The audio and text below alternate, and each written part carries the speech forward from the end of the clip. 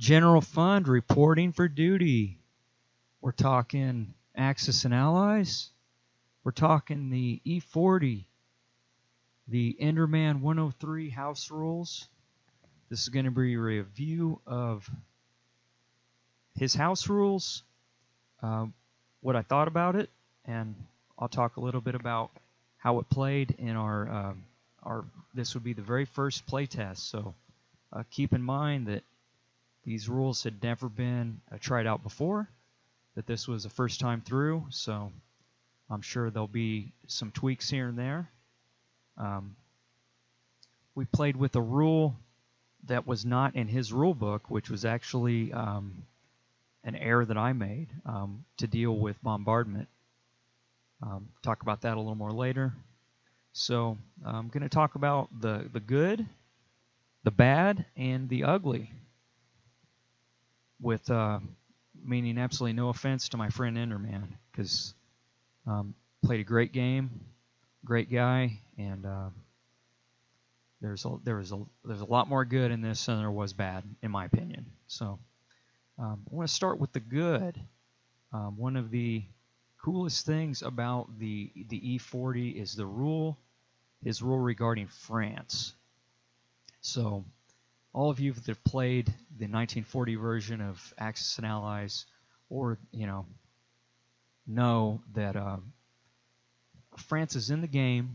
It comes with all the pieces for France as if they were a viable country.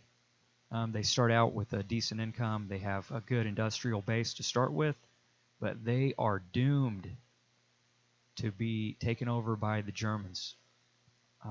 I have never, ever, ever seen a game where Germany didn't get France the first turn.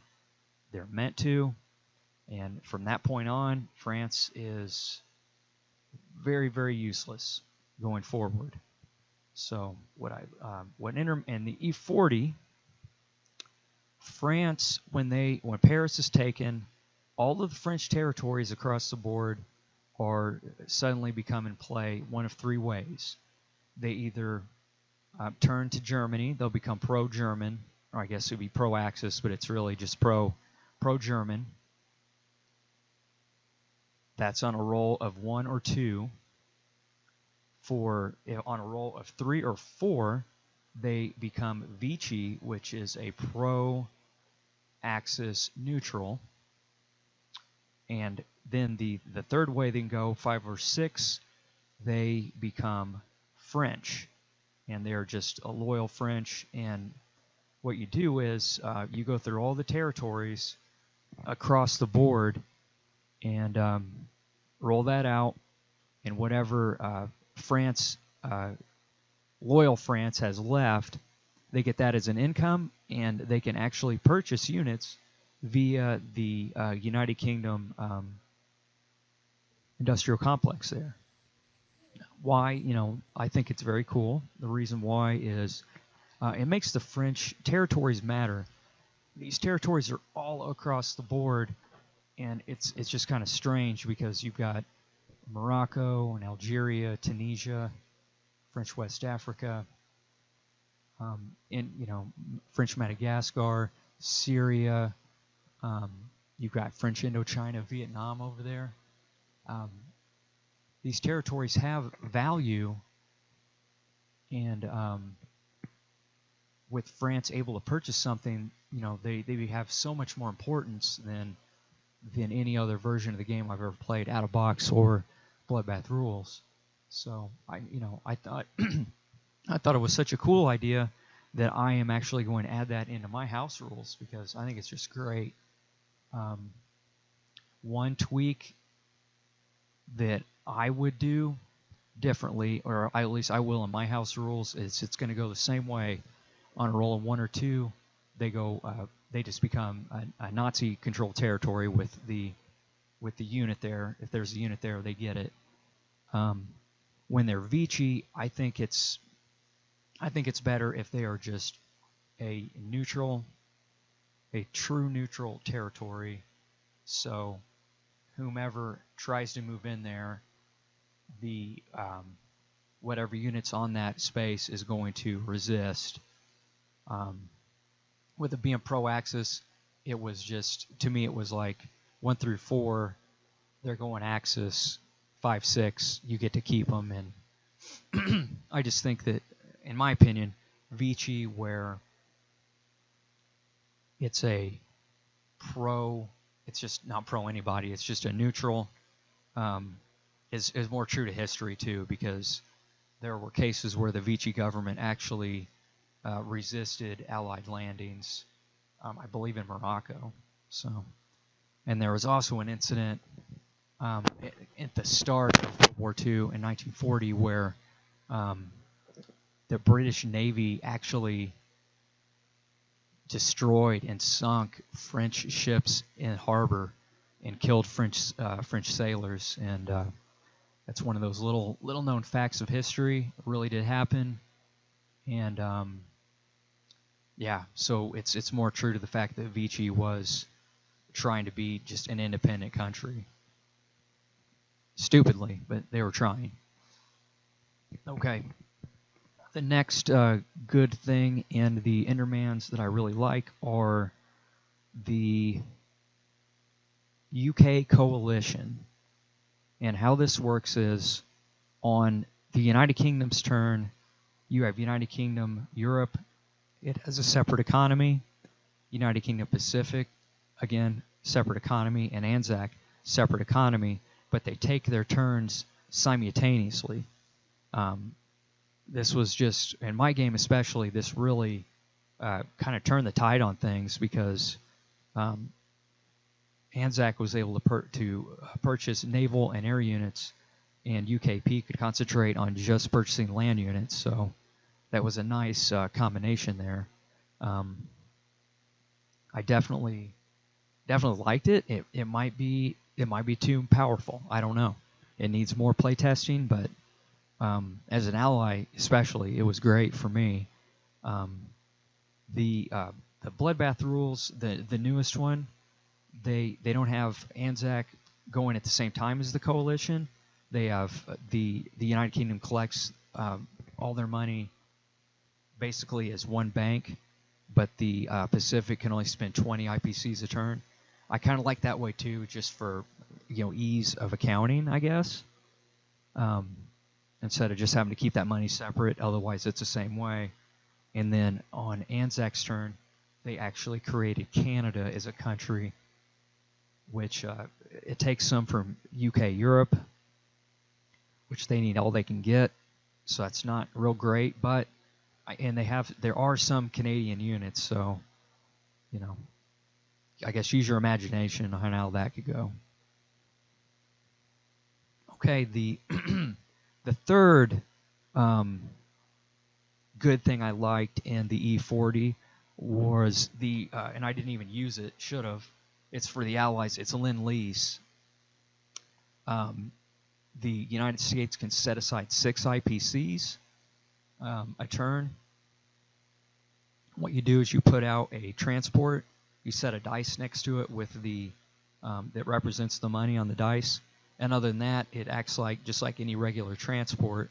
When it gets to a friendly sea zone with a factory in it, it delivers the IPCs, and then it's just like taking it from one bank to another. So the United States gives 6 to Soviet Union. On their turn, they've got an extra $6 to spend. Like it. It's not too crazy.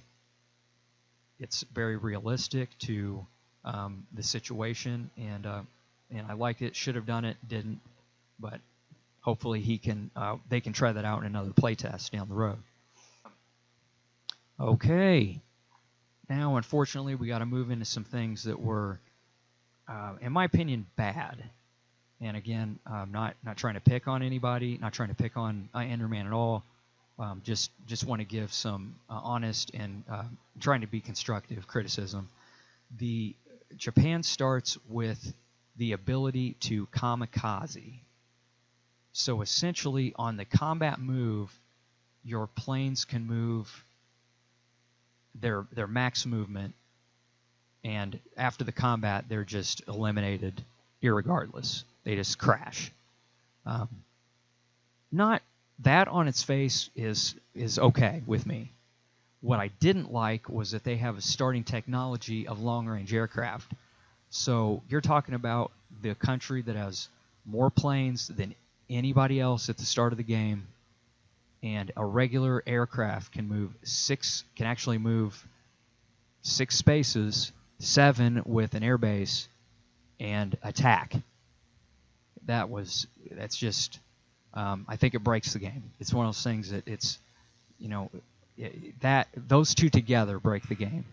I think the kamikazes as a starting technology is okay. I'm all right with that. Starting though with long-range aircraft and kamikaze both, too much. It's just too much. Okay. And then the starting tech themselves, I'll go through them.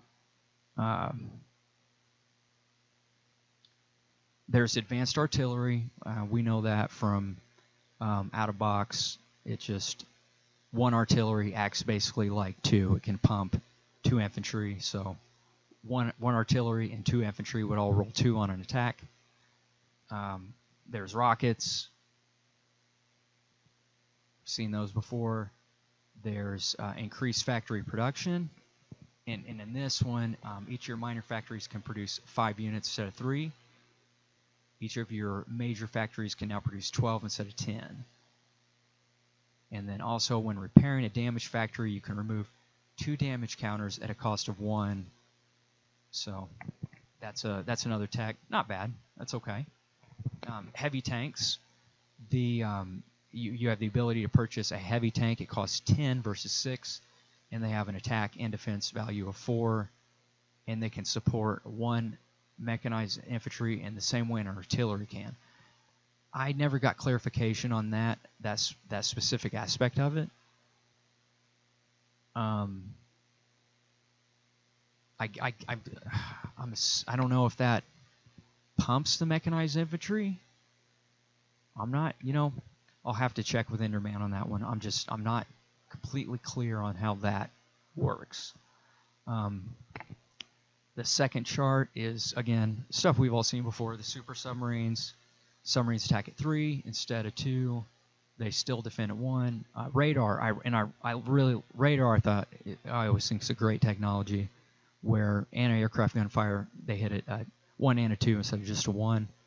And that one made sense as a starting technology for the United Kingdom, because that's true to kind of historical for purposes. That's true to that.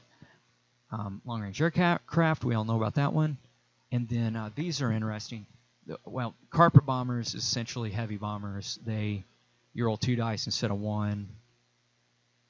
You select the best result when you attack or make a strategic bombing raid. On defense, your heavy bombers to roll single die. So it's essentially the heavy bombers.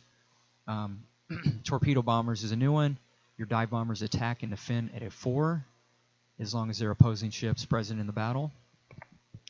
And then there's a battle cruiser. It's another one where it's a new unit. They cost 16.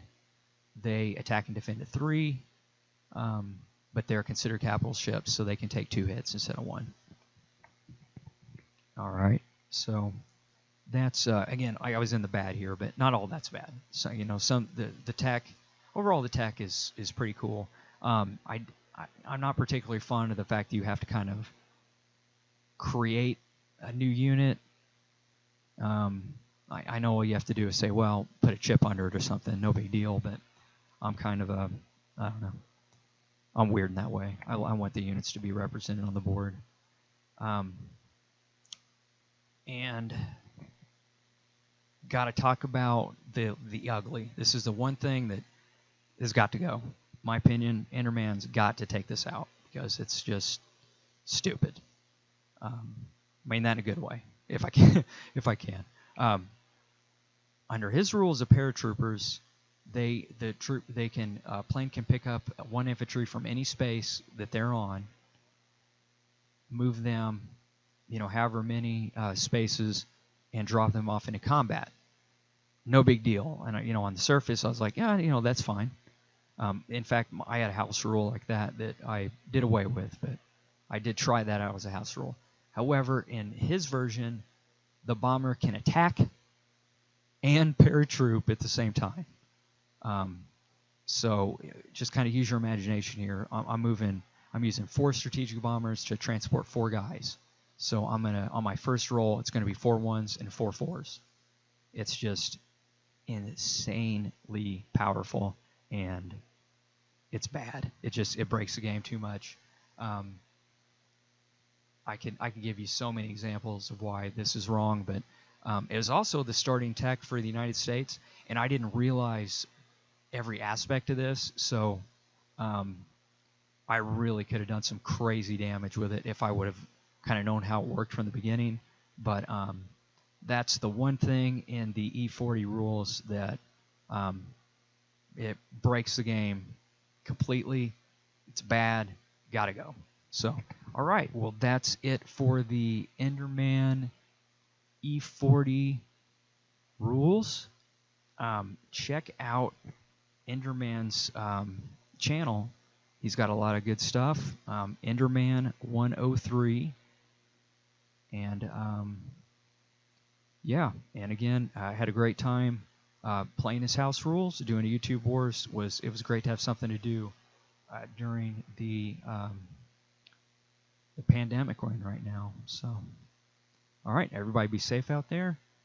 Thank you for watching. Please subscribe to General Fun for less dishonor.